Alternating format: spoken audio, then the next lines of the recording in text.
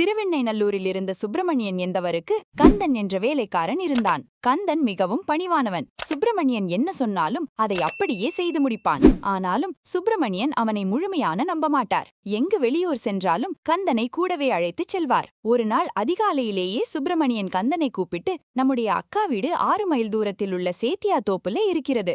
இன்று அங்கே போகணும். உடனே தயாராகு என்றார். கந்தனும் உடனே கிளம்ப தயாரானான். சிறிது நேரத்தில் சுப்பிரமணியன் ஒரு கையில் துணி மூட்டையையும் மற்றொரு கையில் ஊன்றுகோலையும் பிடித்துக் கொண்டு வந்தார். அதை பார்த்த கந்தன், ஐயா, அந்த மூட்டையை நீங்க ஏன் தூக்கிட்டு வரீங்க? அதை என்கிட்ட கொடுங்க, நான் சுமந்துட்டு வரேன் என்றான். அதற்கு சுப்பிரமணியன், இதுல ரொம்ப முக்கியமான பொருள் இருக்கு. நம்ம அக்கா வீட்டுக்கு எதிரில் இருக்கும் வீட்டாரு மருந்துக்காக கேட்டிருக்காங்க. இதுக்குள்ள 4 பாம்பு இருக்கு. அதனால கவனமா இருக்கணும் என்றார். அதை கேட்ட கந்தன் அதிர்ச்சி அடைந்தான். ஐயா, பாம்பா? அது உங்களை கடிச்சிடும். நான் எடுத்துக்கிட்டு வரேன். என்ன நடந்தாலும் பரவாயில்ல என்று சொல்லி மூட்டையை அவரிடமிருந்து வாங்கிக் கொண்டான். சரி, நீ முன்னாடி போ, நான் மெதுவா வரேன் என்று சுப்பிரமணியன் மூச்சுவிட கூறினார். கந்தன் வேகமாக நடந்தான். வழியில் ஒரு பெரிய குளம் வந்தது. அதன் கரையில் உட்கார்ந்து மூட்டையை திறந்து பார்த்தான். உள்ளிருந்து வந்த மணத்தை பார்த்தவுடன் அதில் பாம்பு இல்லை என்று அவனுக்கு புரிந்தது. முடிச்சை அவிழ்த்து பார்த்தால் உள்ளே மிளகாய் பஜ்ஜி, அதிரசம், எள்ளுருண்டை, தோசை எல்லாம் இருந்தது. கந்தன் ஆசை தீர எல்லாவற்றையும் சாப்பிட்டான். பிறகு குளத்து தண்ணீர் குடித்து வயிற்றை நிரப்பிக் கொண்டான். கொஞ்ச நேரம் குளத்தை சுற்றி மிதந்து கொண்டிருந்தான்.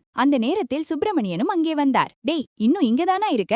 பாம்பால உனக்கு எதுவும் ஆகலையா? சீக்கிரம் வா என்று அவனை அவசரப்படுத்தினார். இருவரும் சேத்தியா தோப்பை அடைந்தார்கள். அக்கா வீட்டருகே வந்ததும் சுப்பிரமணியன் மூட்டையை கந்தனிடமிருந்து வாங்கிக் கொண்டார். சுப்பிரமணியனின் அக்கா ஓடி வந்து அவரை வரவேற்றாள். பின்னால் அவளுடைய சிறுமி அழுது கொண்டே வந்தாள். குழந்தையை பார்த்த சுப்பிரமணியன், மாலா, அழாதே, இந்த மூட்டையில என்ன இருக்குன்னு தெரியுமா என்று சிரித்தபடி கேட்டார். அப்படியே மூட்டையை விரைவாக திறந்தார். ஆனால் அதற்குள்ளிருந்து 4 தண்ணீர் பாம்புகள் சிதறி ஓடின. சுற்றி இருந்தவர்கள் அலறி ஓடினார்கள். பின்னர் அக்கம் பக்கத்தினர் வந்து அந்த பாம்புகளை அடித்துக் கொன்றார்கள். சுப்பிரமணியனுக்கு அவமானமும் கோபமும் ஒன்றாக வந்தது. உடனே கந்தனை தேடினார். ஆனால் அவன் அங்கே எங்கும் இல்லை. அந்த நாளில் ஓடிப்போன கந்தனை அதன் பிறகு சுப்பிரமணியன் மீண்டும் ஒருபோதும் பார்க்கவே இல்லை.